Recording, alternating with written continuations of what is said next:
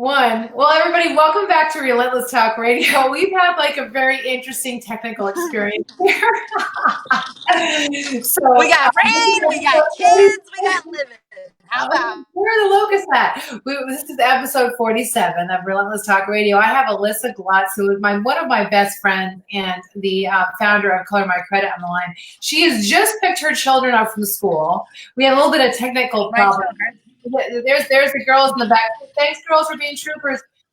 We had a hard time getting on. I don't know. We had to we had to be relentless. Dang it, Alisa. That's right. And thank God the rules aren't in effect yet. But I'm almost at a place where I can just stop and pull over, and we can be. Well, you've got your hand in a tripod, don't you? You're not holding your phone, right? I'm holding it at this moment. Because what happened about 10 seconds ago was I hit stop and the phone flew because I had it planted up here. So we ain't doing that again. So we're back to gotta make life work, you know. And look at this is my alarm clock saying prepare to go to gym or yoga. I guess we're gonna snooze that. We're gonna stop. Delayed. So Okay. So tell everybody who you are and what you do. Well, my name's Alisa Glutz. I'm a loan officer here in the Valley, born and raised out here. And then I wrote a book a few years ago called Color My Credit, which is all about credit empowerment and what you didn't learn in high school about what you need to know in order to have a good credit score these days. A lot of credit education. I'm also the founder of Micalizzi Women Club. So it's a big women empowerment network we have throughout. It's a secret group on Facebook. And I started that just a couple of years ago, January 2016. And we have about almost 4,000 members in it. And I'm a mama to these two little girls. And that's it. That's all I do in this life. And that's it. And you're my best friend, which is a full-time job right there. I'm your best friend. That's a big role. That's huge, right? That's a full-time gig. So, huge responsibility. I don't know the answer to these questions. It's really interesting to interview someone that you know all the answers to. But I'm sure you're going to say something in this interview that I'm going to learn some more about. So you were a mortgage officer and realized that people were coming to you with crappy credit, right? Is that kind of how you ended up getting my credit? I started in the business in 2003, okay? And in 2003, it was the first year as a country that we could see a copy of our credit report. Fair Credit Reporting Act was amended, so where they said everybody gets to see it for free at annual credit report. Well, in 2003, nobody needed to see it. It wasn't painful. If you had a pulse, you got a house. So it wasn't important even back then when I first started in the business, understanding the game and how it worked and how you improved your credit. So flash forward to 2003. Well, 2003 was the number one year in the housing business, right? Well, then the crash happened in 2008, 2009, 2010. And I'll tell you honestly, I thought, how are we ever going to get the housing industry back if people won't raise their hand and say, I'm ready to buy a home again? How are they going to be ready to buy a home again, right? I'm going to put this here a second. Well, wait, don't just, okay. Yeah, go ahead. We're at Taco Bell. We're at Taco Bell. My daughter just took off into the middle of the road to talk about. Okay. I'm going to hand my kids money. Here's my credit card. I love doing this radio show because this is exactly what your relentless entrepreneurship looks like. This is what it's all about. Make it work.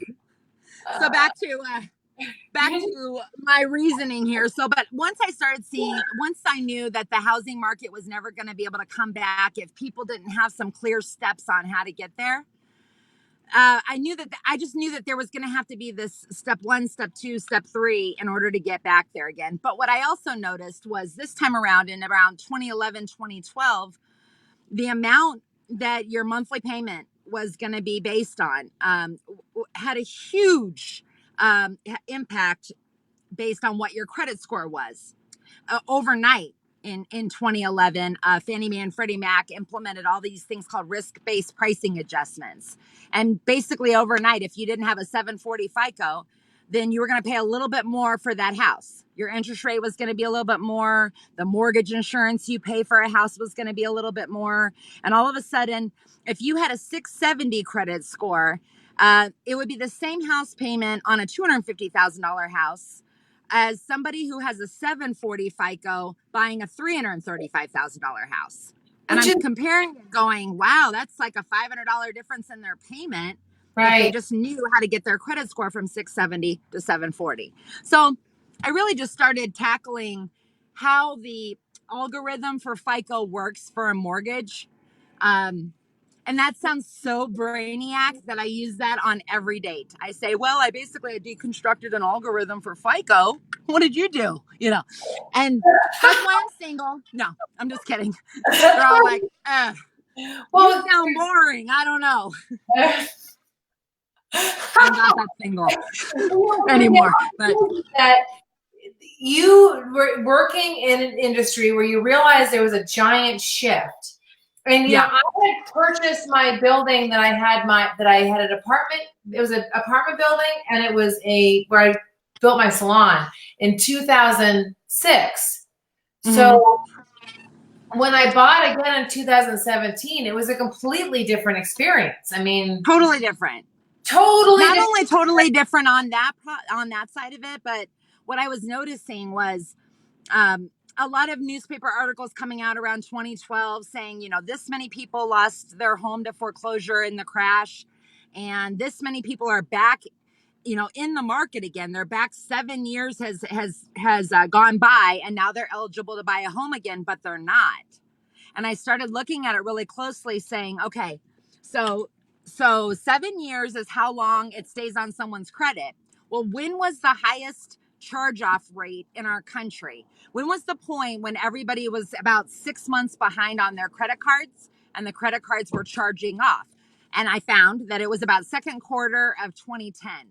So I started saying, okay, add 7 years, the time it stays on your credit, to the second quarter of 2010, because it's 7 years from the first time you were late or the day the credit card charged off. Mm-hmm. So if I knew the day that the charge off rate was high and I added 7 years to that, I knew around 2017 second quarter that everybody was going to have a clean slate, and that everybody was going to be, it wasn't going to be about what was on their credit because it was probably gone. It was going to be about what was not on their credit and what I needed to get on their credit. And the secret to success became not about looking at the past and looking at behind, but what were we going to do to build new and go forward and have the right accounts reporting the right way. And it was just a simple system I had come up through the Color My Credit process. So that's the system I teach more than anything else these days. And you and I are both artistic and creative. We're also both athletic. Right? So we both have history. So you and I have a link on many levels. And one of the things, when I go into your house, everything is like big, broad, white color, right? Behind Dr. Seuss house, I know. Totally big crayons. And you learn that people actually learn better by, okay, I'm going to put this in red, and this is green, this is yellow, and this is blue. And you break it down. Breaking it down. You can color, you can get it, right? Breaking it down is the thing. I mean, think about it. No matter what task it is, I know you and I have both experienced this, where we have gone to a brush bar or some sort of like a wine night with our friends, where we've gone to a place where they provided easels and paint and all this stuff. And I remember distinctly the first one I went to, where I walked in going, oh, right. Okay, so I'm a painter now. Okay, great. You know, but the minute I sat down and I had a guide and I had the right tools and they took it step by step, before you knew it, I was Van Gogh. I mean, I'm looking around going, dang, I didn't even realize, you know. But the fact is, we all have so much of an ability in us if we have a guide and we have the right tools. And in that moment of watching myself like learn how to paint, you know, a yellow circle and then an orange circle and then a red, and then before you know it, you've got this beautiful picture. It just like, it clicked in my head. That's all people need. They need a guide. They need the tools, and they need a little empowerment, a little confidence that they can move forward, and it's going to be worth it in the end. And I thought I can do that. So, I mean, that's a big piece of it. Art, it's amazing how in kindergarten, you know, when we're asked who can sing, who can dance, and we're all like, you know, breaking each other down. Who's an artist? And these days I go into a real estate class and I say, who's the singer? And they're all like, who's a dancer? Who's an artist? And they're like, I tried it once, but I wasn't good at it and I threw it out. I'm like, well, what if you started painting again? And they're like, painting what? Like the walls, the carpet, like in my mailbox that I need to do? Yeah, no. I mean, just get an easel, get some paints, and let yourself relax and be a beginner. Be a beginner at something, because the expert at anything was once a beginner, And when you do that, what happened with me was I was so stuck in this left brain paper world of guidelines and and things to follow. And then all of a sudden I started painting and I started tapping into some more of the creative outlets. And before you know it, I started coming up with more creative paths for people to take to get from not able to buy a home to buying a home. And it's really just paths, like these little yellow brick roads that I was creating for all different people on how to get back home again, But I don't think I would have got there without opening up myself to being able to be bad at painting. It just did something to open up my right brain. I don't know. I just started thinking creatively about everything. Is, ironically, for today is getting out of your comfort zone and staying there. That actually getting out of your comfort. I mean, isn't that funny? Like that's exactly what you're talking about. Totally. Doing something uncomfortable allows you to get comfortable. The irony of it is just so silly and so obvious and so counterintuitive at the same time, right? Like how it feels awkward. We don't want to be embarrassed, Yeah, it's like doing. You actually have come from a comedy background, right? You were. Yeah. I did a couple years ago. I went and did some stand-up comedy stuff with Luke Kayam down in Scottsdale I didn't know that. And I remember thinking, God, I'm uncomfortable. That's weird, right? Because me, like I'm like, okay, that's like whatever. I'm uncomfortable. I'm comfortable being uncomfortable, but every once in a while something will happen. I'm like, wow, I'm uncomfortable. When I was doing public speaking in grad school, they asked the class, who's going to have the easiest time with this? And everybody turned around and looked at me like, no pressure. Michelle's going to have the easiest time. I then began to choke every single week after that. I don't know what it was, that pressure that made way too much pressure. So then the last class, I had a 10-minute time limit. And I delivered, right? And everybody they watched me struggle with it. But it's good for me to remember what struggling feels like because everyone struggles, right? Yeah. So this entire conversation really has been about that you got out of your comfort zone and had a big win. And the big win is that you created Color My Credit. And now you're trying to take that to the next level where you have an online course now, right? I do have the online course came out last December, and that is it's amazing. It's an 11 module course that you can kind of take at your own pace through your mobile app through Teachable. But it's great because it's not just about coloring your credit. It's then taking you down a path of how to save money on everything in life. I mean, I've got paths for how to money prep. The idea of that a lot of us meal prep for the week to kind of try to prevent us in situations where we might go out of control. We might not know if we didn't prep for the week, we're going to have to eat. And then we get to that point and then we make a mistake and, we fall off course. The same idea with money prepping is kind of what my course goes through. And it's just about building a few things that you're doing on a weekly basis to prep yourself for the week ahead.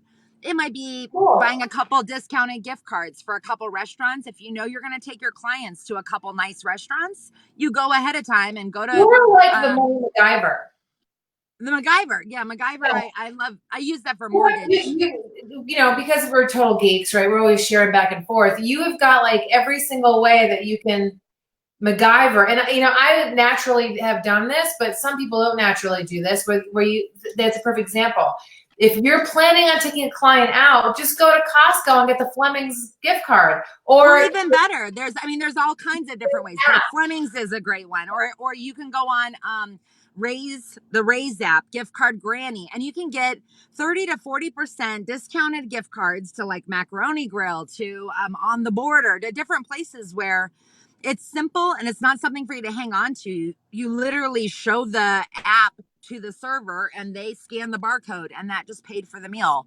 But Awesome. you're saving yourself, like, it's all about the pennies is what I've learned. And there's all kinds of different ways that if you watch your pennies and you do a little preparation, it's amazing. You'll make your dollars really work for you, but they're not going to do a thing. I've got to make this point. If you are on, right now, you're making a salary, let's say you're making 30,000 a year and you're desperate to get a raise at work. You're desperate to make 40,000 a year. I can tell you, 40,000 a year will not be your problem solve. It won't. Okay. It will be managing your 30,000 first. Right. You will not go to the next level, whether that's a job position, whether that's salary, if you're not managing where you're at right now. More money just means more things to spend and more, your budget increases in all other areas. When I was a financial advisor at Edward Jones, I remember having business owners sitting in front of me and saying, what do you need to earn in retirement in order to keep maintaining your lifestyle? I'm like, well, are you supposed to tell me that? I go, no, you're supposed to tell me that. Yeah. What's your budget? And they're like, Yeah. well, how much money do you need to make every week to pay your bills? Well, I don't know. Right. How do you not know? Right. That was like, really? So I have a budget that literally line by line has all the things that I spend money on a monthly basis. And then it also has a yearly thing like, okay, I don't need tires this year. I don't need my registrations done. I have to renew this. I got to renew that. I've got this yearly thing, my gym membership. I get my nails done. I get my hair done. And so they'd come in with like 5 things. And I'd say, well, how about your tires in your car? How many cars you got? 6. Like, wealthy people got stuff. Yeah. And you got motorcycles and boats, and how much the insurance on that? You have life insurance. I mean, how about registration? And it all adds up. You have to block out the time though to make it a priority in your life. Yeah, you totally do. And then I had one couple I remember very, very specific, like photographically. They had to generate $19,000 a month in order to maintain their lifestyle.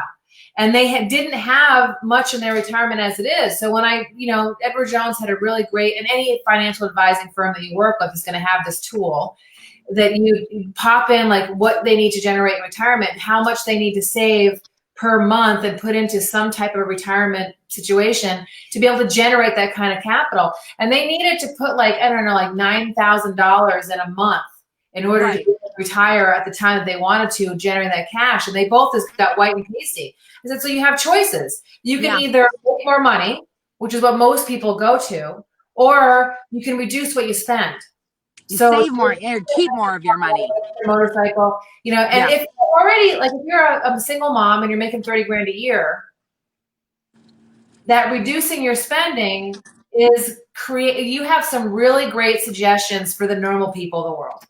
That's what it is. I am really salaries that are going to work every day, that are basically, making decent salaries, but they're not making huge money. So they're not like in that I have 6 cars zone. They're in the one car that I've been driving for 10 years. I got 4 kids I'm trying to feed. I've got a house. I've got medical bills. I've got things to take care of. And so those people, I can include myself in that category, are going to do creative spending, right? Totally. But I also will say that that is the majority of the people that I think I would help the fastest are the people that are really looking at their budget. They're trying to figure out where they can cut out things and things like that. But you'd be surprised because for a long time, I kind of had this stigma or something in my industry where a lot of people would say, why in the world would you choose to help those people? I mean, if you're a lender, the last thing you want to hear is somebody's credit score is not good. Why are you walking into real estate offices saying, does anybody have bad credit? Give them to me. And they're like, is she crazy? And I'm like, well, yeah, I am. But at the same time, they didn't realize that it was everybody, including them. And they were it's just not talked about. It's like a dirty secret that our credit scores are a dirty secret. And especially on a daily, practically. I get calls. I got 6 calls this morning alone from people that you would never think would have a single credit issue, but every one of them had something different. One had a credit card show up with a charge that was unauthorized. One had a notification from a Credit Karma saying that their credit score suddenly dropped over a credit card that they've never even seen before. Yeah. So I even have a guy in town who is a multi millionaire who calls me at least once a month and asks me a question about how to save money at, eating, or just ask me different little money things. And you're looking at him going, you don't need my help. You're doing okay. But he's from the old school, and he'll probably keep his money and have his money the rest of his life and then some. Frankly, right? This is why he's a millionaire. So I want to touch on this because we're getting a little bit. We're starting to go over time, which I don't care. Yeah. But you over to the back seat. They're probably like, "Mom, can we get on with our life here?" They're being very. They're like, "Let's eat." So TikTok. Yeah, talk about being out of your comfort zone. Jeez. So Gary Vee announced, I don't know, a couple months ago that TikTok was the next best thing. And I'm like, oh my God, I had to learn, again, comfort zone, right? I have to learn another flipping thing. So I've had it like on my phone, like getting ready to learn it for a while, but you've kind of embraced TikTok. So I've been watching you. And number one, let me just say, you are a riot. Oh my God. Well, thankfully I don't write the content, This chick, she's just a riot. I'm gonna keep my language clean because there's children in the car. I'm really impressed with your videos, but I'm also fascinated by TikTok. So let's talk a little bit about TikTok and how you're using it to connect with people and build your business at the same time. Sure. I mean, I had two roads of going about it. I'm pretty strategic when it comes to me learning something new marketing wise. First of all, I have to just play with it, and it can't be too overwhelmingly strategic at first. So at first, my kids obviously are my best mentors and coaches there are, really, truly. They teach me everything. But for a while there, they're 10 and 12 years old. I need to stay connected to them. They're girls, they have their girlfriends, and I'm not trying to be one of their girlfriends, even though I am a cool mom, right? I'm a cool mom, but I try not to. That's like a joke from Mean Girls. But I do try to stay in front with them, right? Yeah. What I saw is when I jumped on there, and yeah, I did hear Gary Vee talking about the importance of it, but I jumped on there and thought, gosh, I'm a talker, as you know. Right.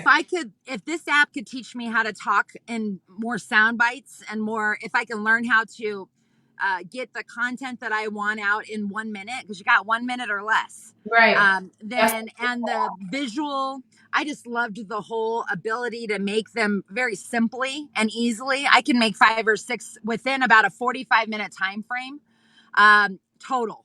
I mean, from the point of looking through to figure out what I want to do, deciding it, making the video, posting it, and everything. 5 or 6 in 45 minutes is a lot. But I really wanted to kind of just explore it at my own pace and use it and bring it into my Facebook stories. Like, I would save the videos I like and then only put them into my Facebook stories to kind of test the market with it, see which ones, if people liked. People have a hard time with silliness sometimes. They really do, especially coming from someone who's a banker, money mentality, and more like supposed to be more straight, more sophisticated, not a more of a banker. And I've always thought that's so boring, so I have to be myself. And right. Sometimes it's a little bit hard to go, is this the same girl that's going to teach me how to save money? But she's, walking around with a towel on her head, singing some song all morning. I mean, it's just it's great for your own flavor. I found my place where it's very, I can really be myself and it's really accepted. And I'll tell you what, it's been amazing to watch how this audience has developed. I did my very first live video on TikTok last night, and you get to do that as soon as you've hit 1,000 followers. And I just hit 2,000 followers. So I got to go live last night with my daughters there, and we were answering credit questions. And it was so neat to see from all over the world, people asking me questions about how credit works and what can I do to best, get myself into a rental in another, 6 months, or how do I buy a home? And I'm just watching these organic, just real questions, just one-on-one. And I'm loving it. So I'm learning it. So what do you think the biggest lesson that you've gotten from from social media, but TikTok and social media generally. Yeah, I would say that it has to be 100% authentically you. You can't. As you know, I have a friend. We have a friend who went on TikTok at the same time, and yet she went about it her way, and I went about it my way, and we've Right. gotten different results. And nothing. If you really want it to be authentic and people connect to it, it has to be real. It has to be you, or you can't keep that up. You can't keep up some facade or something that you're supposed to be. You know, Not if you're going to do it regularly and consistently. so I'm like looking for you on TikTok now, so I can let people It's see. Color My Credit's the handle. Okay, see, there you go. Color My Credit. So, when I looked on there this morning, it had about it was pretty close to 8,000 likes on the videos that I've put out there so far. And I just think to myself, 8,000 people that I didn't know 3 weeks ago, right. or 8,000, that have seen my little handle, Color My Credit. Like, that's to me is like, oh my God, I get so excited about it because it's a new concept. Followers, I'm following you right now because I just joined. So which one which one shall I let people see? Oh, I mix it up. I have some color. I have some credit ones. If you put the 17,000 8.8 viewers. Oh, I want to show one that has about 15,000. That's not a good one because that's kind of talking to people at TikTok. But that had 15,000 views. 15,000 views. Like what? But there's one recently. Yeah, you can show one I did recently. One you did recently? Yeah, and one of the first ones, like when you go to my page, you'll see one that says like 1,700 views. I think I did that one last night. They're just really, any of those are fun. So I'm just gonna go ahead and just grab the one that I see on the top. How's that? Okay. All right. We'll see how that looks. Oh. Hair look atrocious? Do I have hair? No. Is my hair sticking out? It's just so funny. That was today because of this weather. My hair. I was looking in the mirror like, oh, I'm gonna play this one that's got the 17,815 views. TikTok. Okay. 40. Apparently, the kids don't want us here. They want us to go back to Facebook. Guess what, kids? You don't get to tell us what to do. We're here to play. By the way, your mom said you are grounded. So that's actually our friend Christina Wagner's voice, right? And she had 40,000 views off that video. 40,000 off her voice. That's miracle. You were able to grab her voice, right, and go from there. Yep. Here's a funny one. I love this one. Darling, how I miserable, darling, is usually perfectly wretched. So now here's what's funny. What you do with that is that you have the ability to either lip sync and it slows it down to where you can really get your voice, your mouth really synced up with the voice. Right. So you can do it in that way, or you can do your own original content, your original voice, or you can play a song and just dance or there's so many different ways. But I will tell you, I haven't seen many kids on there. Everybody talks about kids, but what happens is when you do your profile, and you start liking, and following certain people, right, it's naturally going to start, your own feed, your own follow me page is going to be a lot of the stuff that you normally follow. So I don't have any kids on my feed. It's all my age. Here's one that's for Color My Credit. Yeah.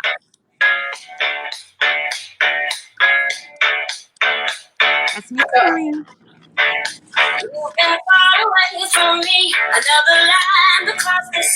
So I love it. So what's happening is, if you can see this, it's basically, I just love it. So what you're doing is you're kind of like interjecting your credit story in the middle of that. And I love that. I interchange it because I'm trying to keep people's interests, and I know that credit can be a boring subject. So that's kind of part of always been my MO, is to try to, if I have to rap about it, if I have to tell jokes about it, anything to make it more blingy and interesting, that's what I want to do, Well, that's like super, super awesome. So, I mean, here's one with your daughter. What are you wearing for Halloween? Because I'm wearing a pumpkin.